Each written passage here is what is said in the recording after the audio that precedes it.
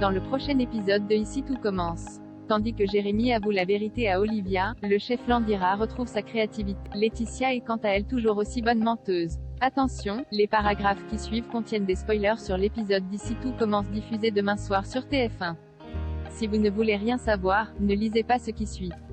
Mercredi 17 novembre dans Ici tout commence. Jérémy avoue la vérité à Olivia depuis que Célia est en garde à vue. Jérémy est au plus mal.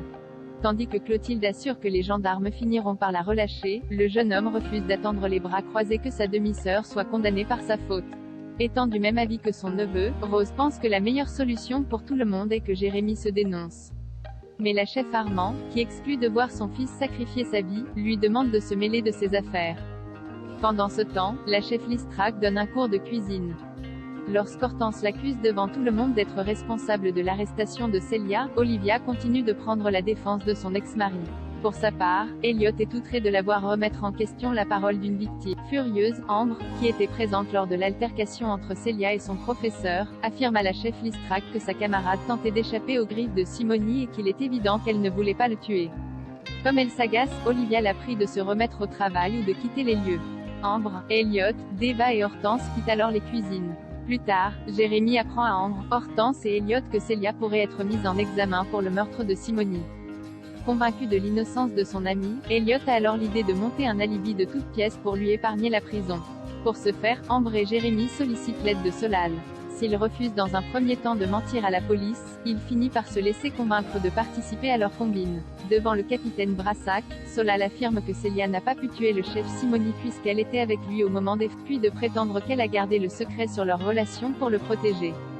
Puisque le gendarme réclame des preuves, Solal lui montre des photos mais également des messages qui prouvent qu'ils avaient une relation. Pour rendre leur mensonge plus crédible, Ambre joue alors la femme trompée.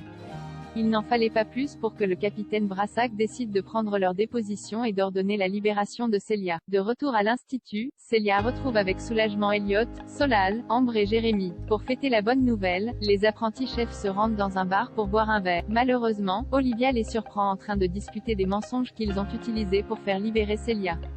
Tandis qu'elle menace de tout révéler aux autorités, Jérémy part à sa poursuite et avoue que c'est lui qui a poussé le chef Simony du haut des escaliers. Si elle doit punir quelqu'un, c'est donc lui qu'elle doit dénoncer.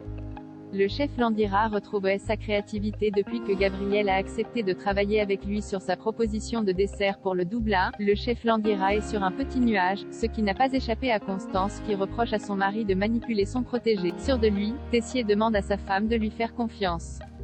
Plus tard, le chef Landira et Gabriel travaillent sur leur dessert.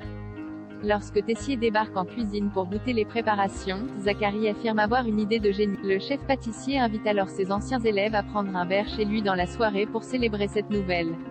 Le soir venu, l'ambiance est à la bonne humeur chez les Tessier. Mal à l'aise face à la complicité de Zacharie et Gabriel, Constance veut parler à son mari en tête-à-tête. Trouvant son petit jeu bien trop cruel, elle exige qu'il mette fin à son marché avec Gabriel sans quoi elle révélera tout à Zacharie. Trop tard, au même instant Zacharie et Gabriel s'embrassent.